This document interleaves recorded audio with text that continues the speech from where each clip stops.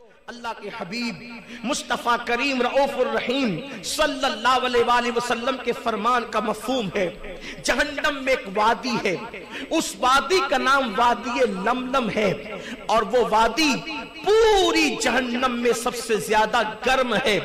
جہنم تو پورا کے پورا ہی گرم ہے، یہ کوئی کہانی قصہ نہیں ہے، نہ کسی ادیب کی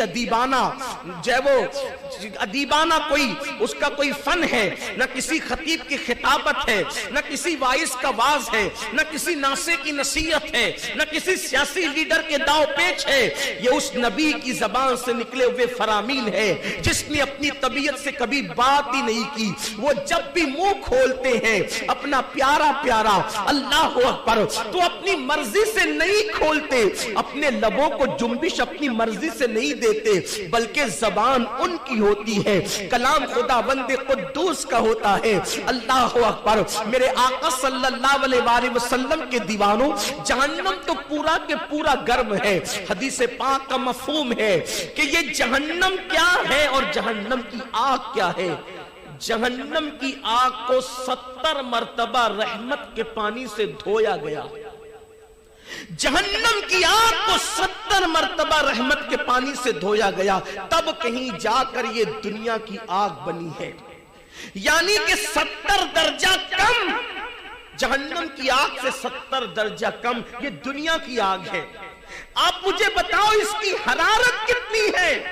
اگر بتی کا چٹکا لگ جائے تو چھالا آ جائے، سگریٹ کا چٹکا لگ جائے تو بے چین ہو جائے، اور اس دنیا کی آگ میں جو جہنم سے 70 درجہ کم ہے، اگر اللہ نہ کرے کوئی جل جائے تو وہ مر جاتا ہے۔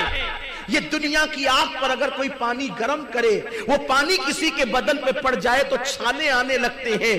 اس سے 70 درجہ زیادہ جہنم کی آگ ہے، اور اس جہنم کی آگ میں سب سے زیادہ اگر حرارت کہیں پر ہے تو وہ وادی لملم کے اندر ہے۔ اور وہ وادی لملم کیا ہے؟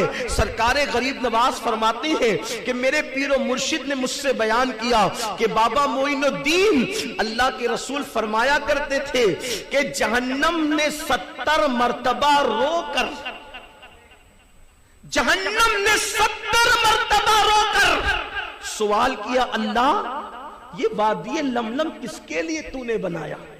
کون سی وادی لملم؟ جس وادی لملم میں اونٹ کی طرح موٹے موٹے بچھو ہے، اور ان کی لمبائی 1 مہینے کی مسافت ہے۔